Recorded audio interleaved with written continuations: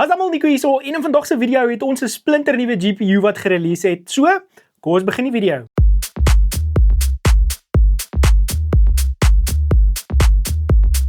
Alright almal, so die GPU waarna julle hierso kyk is die Gigabyte RX 9070 GRE Gaming OC 12GB weergawe en ons almal is verbaas dat daar nuwe graphics kaarte gerelease word wanneer RAM is soos wat dit is en dit is hoekom hierdie ouetjie 12GB is. Nou is 12GB genoeg? Ons gaan nou daarby uitkom, maar eerste die unboxing was nie super extravagant nie, dit was maar net 'n manual key en dan die GPU self, niks anders te binne in die box nie. Dan as ons om die graphics kaart gaan, kan ons sien ons het 'n triple fan kaart, daar is 'n dual BIOS switch, ons het twee 6+2 pin power connectors, daar is so 'n bietjie RGB aan die kant met daai sliding plate weer, dan het ons die backplate met 'n cutout vir maximum airflow, en dan het ons ook 4 display outs op hierdie graphics kaart. As ons ook nou kyk na die dikte, is dit omtrent so 2.5 slot kaart. So kom ons gesels 'n bietjie oor die tegniese aspekte van hierdie graphics kaart. Ons het 'n boost klok van 2920 MHz, 'n game klok van 2340 MHz, hy het 3072 stream processor, 'n memory klok van 18 GB per second en dit is 12GB se GDDR6 memory, 192-bit bus en dit is 'n PCIe Gen 5 kaart. Hy het 'n maksimum resolusie van 7680 by 4320, multi-view 4, wat beteken jy kan 4 displays koppel en hy 2 DisplayPort 2.1's en 2 HDMI 2.1's. Recommended power supply is ook dan nou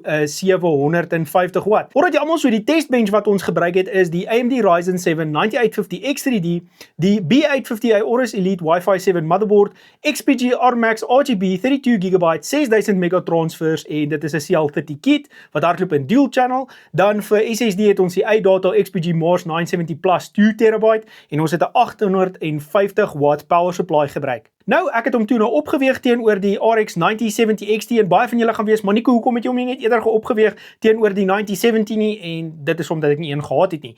Ook nie 'n 9060 XT nie, so 'n 9070 XT is wat ons gehad het en dit is waarmee ons hom toe nou vergelyk het. So kom ons kyk gou vinnig na die toetse. So die heel eerste toets hierso is 3D Mark se TimeSpy Extreme en soos ons kan sien, die XT het 28% beter gedoen. Die volgende ouetjie hierso is 3D Mark Speedway en soos ons kan sien het hy 47% beter gedoen. Dit is op ray tracing. Nou die volgende ene is Steel Nomad en soos ons kan sien daarso het die XT 39% beter gedoen. Nou as ons kyk na NovaBench sal ons sien overall score was hy maar 13% beter en GPU score was hy 35% beter op die XT. Nou as ons kyk na DaVinci Resolve, dit is basies ons produktiwiteit benchmark, sal ons sien die XT het 7.4% beter perform. As ons nou begin kyk na games, het ons heel eers gekyk na Cyberpunk, alles was op high gesit, ray tracing was aan op medium en dan FSR of enige frame gen was afgewees. In 1080p was die XT 30% sterker, in 1440p was die XT 34% sterker en in 4K was hy 53% sterker. As ons aangaan en ons het FSR en frame gen aangesit, kan ons sien dit was 22% sterker op die XT op 1080p, 1440p was die XT 27% sterker en in 4K was die XT 30% sterker. As ons aanbeweeg na Black Myth Wukong toe, sal ons sien op 1080p was die XT 36% beter, 1440p 35% beter en weer in 4K 36% beter. As ons dan FSR en FrameGen aansit, was dit 23% beter op die XT op 1080p, 1440p was XT 11% beter en dan in 4K was die XT 39% beter. As ons aanbeweeg na Assassin's Creed Shadow, sien ons 25% beter op 1080p. As ons kyk na 1440p, kan ons sien die XT was 46% beter en in 4K was dit 29. Met FSR en daai goedjies aan, kan ons sien 1080p 28%, 1440p 7% en dan in 4K het ons 12% gehad. As ons aanbeweeg na die splinte nuwe Forza Horizon 6, kan ons sien 1080p was hy 20% sterker die XT, 1440p was die XT 24% sterker en 4K was die XT 28% sterker. As ons dan nou net FSR aangesit het, kan ons sien dit was 18%, 24% en 34% sterker op die XT.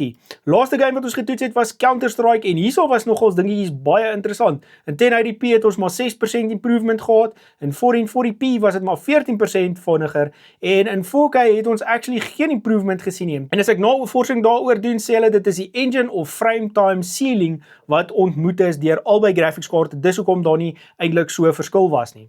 So mense gaan heel eerste mou en sê, maar 12 gig is nie groot genoeg nie. Dit is meer as groot genoeg, glo vir my. In 4K waar ek die toetse gedoen het, het hy eers naby 12 gig gekom nie. Die hoogste wat hy gegaan het, was omtrent so 9 tot 10 gig. So 12 gig is nog steeds genoeg vir 'n langdurige tydperk. Alright, almal, so ek dink hierdie is 'n fantastiese 1440p kaart. Jy kan hom 4K toe vat en jy gaan 'n goeie experience hê as jy FSR en FrameGen aansit, maar hierdie is die sweet spot vir 1440p en baie goed vir 1080p gaming. Nou soos ons kan sien, is hy tussen 30 en 50% swakker as die XT, maar as ons kyk na die pryse, kan ons sien dat daar 'n prysverskil van tot en met 50% is tussen hierdie ouetjie en die XT, wat beteken dat hierdie ouetjie vir price to performance baie goed geprys is as ons daarna kyk. So ja mense, daar is my resultate met die GRE. Hierdie ouetjie gaan omtrent verkoop vir so 11.000 by Woodware sodra hulle stok kry binne in die volgende paar weke.